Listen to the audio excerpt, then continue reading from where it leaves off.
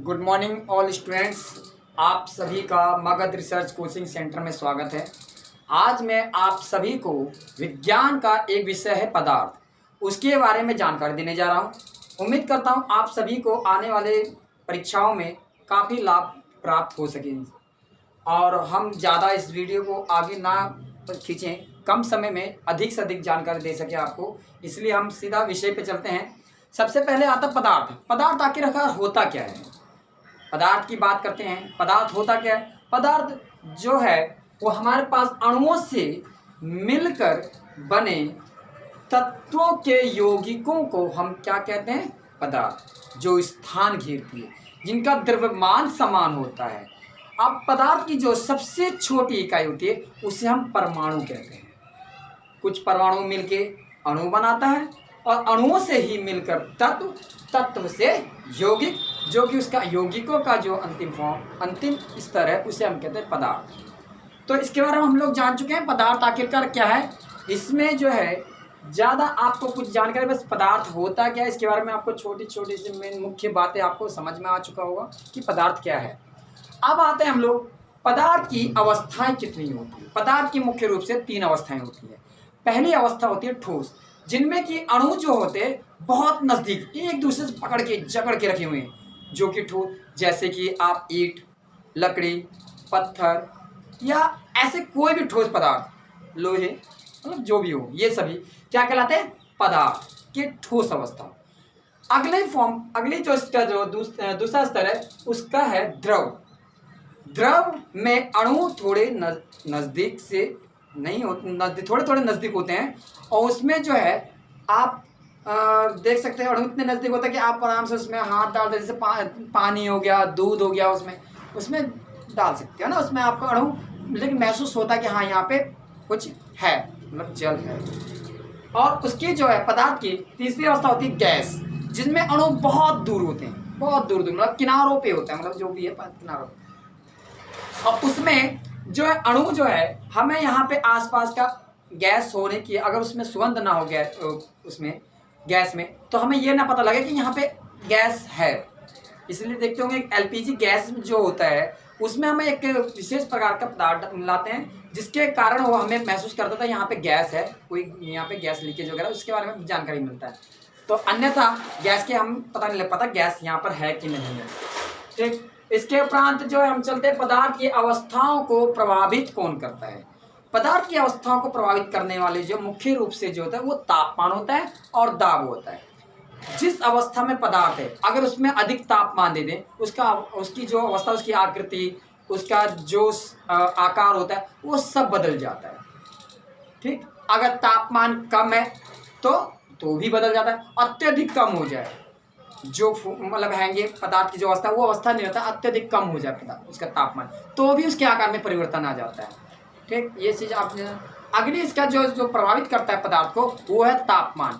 अगर किसी पदार्थ, वो सॉरी तापमान बता चुके हैं, अब दाब। अगर कोई पदार्थ, जैसे बोतल देख लो, बोतल पे हम अगर ज़्यादा प्रेस करते हैं तो क्या होता है? वो पिचक जाता है ना। उसकी जो अवस्था है, जो बोतल का जो शेप होता है वो अवस्था नहीं रह पाता है। या आटा गूंथते वक्त देखते हो, आटा को अगर वो गूंथने के उपरांत जो है जो बचा होता है उस पर दबाव देते हैं तो वो अब वो अवस्था नहीं रह पाता, उसका अगर दबाव दिया ना, तो ये इस प्रकार से उनकी जो है दाब ने भी उस अवस्था को बदल देता है। अगली बात करते हैं हम लोग वाष्पीकरण। वाष्पीकरण क्या होता है? वाष्पीकरण जब किसी द्रव पर तापमान बढ़ने के उपरांत वह जो है गैसीय रूप में आ जाए, गैस के रूप में आ जाए, तो यह क्रिया चलती रहे, तो यही कहलाता है वाष्पीकरण। ठीक, दाब, इसका हमने आपको दिखाया। द्रव को अधिक गर्म करने पर या तापमान देने पर वो गैस के रूप में आ जाता है, जो कि वाष्पीकरण कहलाता है। समझ। अब आता है वाष्पीकरण को प्रभावित कौन करता है।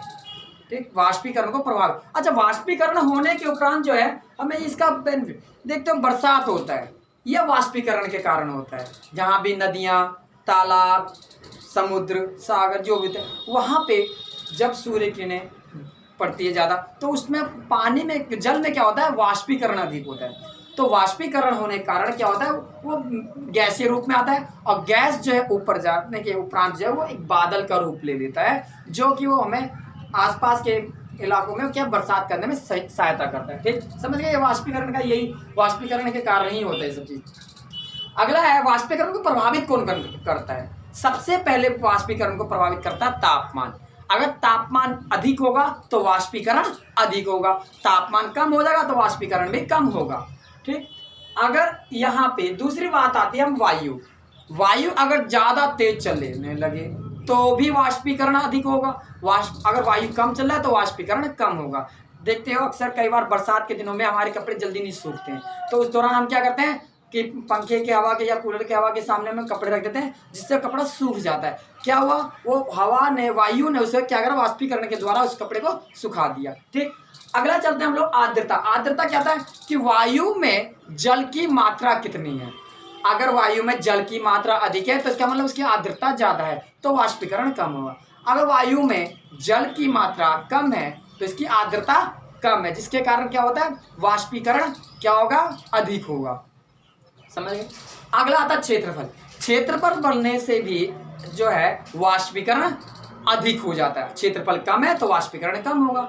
मान लो एक गिलास पानी हम अगर धूप में रख देते हैं, एक गिलास पानी भरते हैं, उसे धूप में रख देते हैं, और वो क्या होता है, वाष्पीकरण, वो वाष्पीकरण तो हो रहा है लेकिन उस स्पीड से नहीं हो रहा जिस स्पीड से होना चाहिए। हमने क्या करा, किसी बड़े से पात्र में या ऐसे हमने इस गिलास के पानी को यूं फैला दिए, उसके उपरांत क्या हुआ, वह जो है बहुत तेजी से वाष्पीकरण हो गया, है ना। तो इसका मतलब क्या हुआ, क्षेत्रफल बढ़ने से वाष्पीकरण भी अधिक होगा, क्षेत्रफल कम होने से वाष्पीकरण कम होगा। ठीक, समझ गए।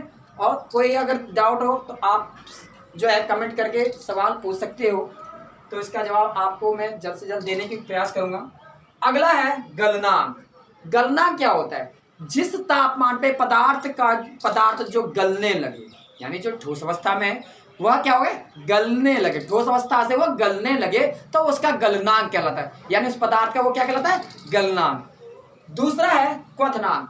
जिस तापमान पे पदार्थ जो है, पदार्थ वो द्रव रूप में आ जाए, जैसे बर्फ का वो ठोस रूप है, अगर वह क्या होता है, सॉरी थोड़े से, जिस तापमान पर पदार्थ द्रव रूप में, हाँ ठीक है, ठीक, पदार्थ क्या हो जाए, वो क्या हो जाए, द्रव रूप में आ जाए, या ठोस से वो द्रव रूप में आ जाए, तो वह तापमान उसका क्या कहलाता है, क्वथनांक कहलाता है उसका। यानी उस पदार्थ का क्वथनांक क्या होगा, जिस तापमान पे पदार्थ क्या हो जाए, द्रव रूप में आ जाए, यानी वह उसका फॉर्म में क्या हो जाए, जो है द्रव्य रूप में आ जाए, तो वह क्या कहलाएगा, उसका क्वथनांक।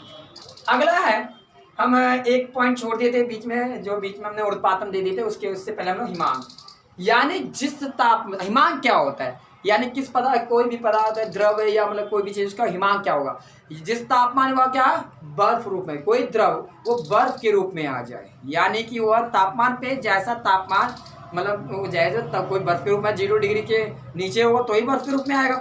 तो इसलिए कहा जाता है जिस तापमान पे कोई द्रव वो बर्फ के रूप में आ जाए, हिम के रूप में आ जाए, वह उसका हिमांक कहलाता है।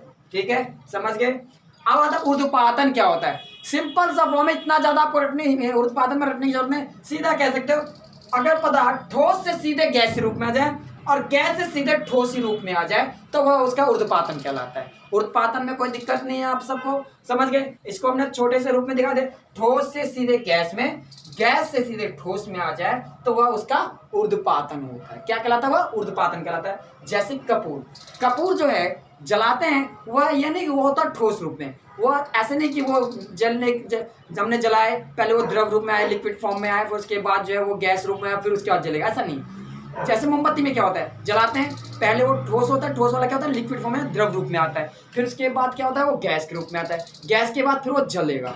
लेकिन कपूर में क्या होता है, वो ठोस होता है, सीधा गैस रूप में बनकर जलने लग जाता है ना। तो यानी क्या हुआ, ये ठोस से सीधा गैस ही रूप में आ गया कपूर। ठीक, समझ गए। अब आते हैं हम लोग, इसकी बात करते हैं केल्विन को, मतलब डिग्री सेल्सियस केल्विन में बदलना और केल्विन को डिग्री सेल्सियस में बदलना। देखिए डिग्री सेल्सियस को यदि केल्विन में बदलना है, उसमें 273 को हम क्या करते हैं, 273 को हम प्लस कर देते हैं, 273 को प्लस कर देंगे तो वह केल्विन में चेंजिंग आ जाएगा। यदि केल्विन है, केल्विन में से क्या करेंगे कि वो 273 यानी 273 को क्या करेंगे, घटा देंगे, केल्विन वाला जो केल्विन है उसमें से घटाना है हमें। ठीक, ये चीज घटा देंगे तो वो क्या आएगा, डिग्री सेल्सियस में आ जाएगा। जैसे देखिए हमने यहाँ पे लिया 25 डिग्री सेल्सियस लिया, 25 डिग्री सेल्सियस को क्या किया हमने, किस में बदलना है, केल्विन में। तो 25 प्लस 273 बराबर क्या है, 293 या 293 केल्विन। ठीक है, अगला आता है 340 यानी 340 केल्विन में है, उसको डिग्री सेल्सियस में बदलना है। तो हमने क्या करा, 340 माइनस 273 यानी 340 को 273 से घटा दिए, 273 से घटाए तो क्या आ गया 63 यानी सॉरी 67 मतलब 67 डिग्री सेल्सियस आ गया। आप सभी ये चीज समझ गए, ठीक है। आप, मैं उम्मीद करता हूं कि आप सभी ये चीज समझ चुके होंगे। आगे अगर कोई भी आपका सवाल हो तो आप इससे पूछ सकते हो, ठीक।